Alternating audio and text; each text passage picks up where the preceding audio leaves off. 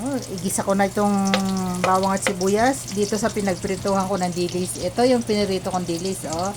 Nugasan ko yan. Malinis yan, oh. May mangunguha, may mangangain, oh. Mapaso. Oh. Sige, mapaso. Lagay ko ang kalabasa. Sangkot ko ang kalabasa para masarap. Bago tayo maglagay ng gata. Bango ng kalabasa, sariwan-sariwa siya eh.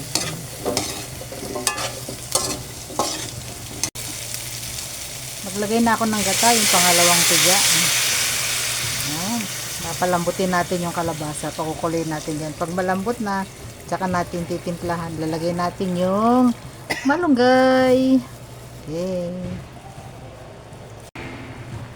Luto na tong kalabasa, malambot na. Lagay ko na yung ating kakanggata, yung unang piga. Ayan.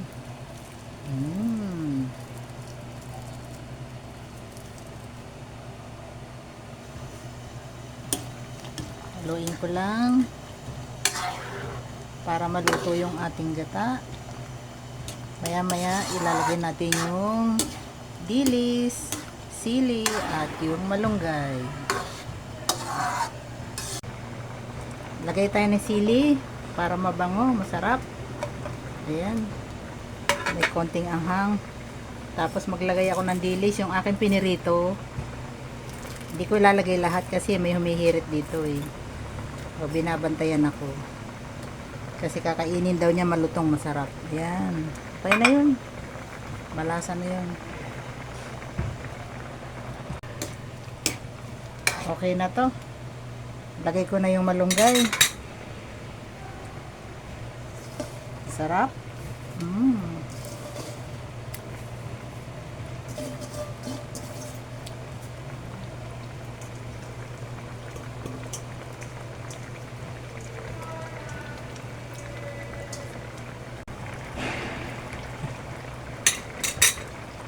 Paluto na yung malunggay, maglagay tayo ng sibuyas na hiniwa para lalong sumarap yung ating ginataang kalabasa at malunggay na may dilis na prito.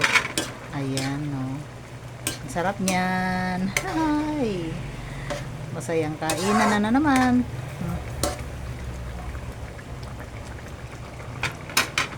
Approve. Tablablab. Ito na ang ating ginataang malunggay at kalabasa na may piniritong dilis, yung dry dilis. Ito siya, oh. Pinirito ko muna yan bago sinob. Harap. Ang harap ng dilis. Na-miss ko na kasi ito. Luto sa amin sa Bicol.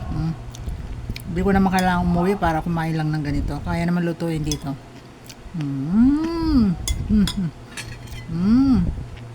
Harap. Unang subok.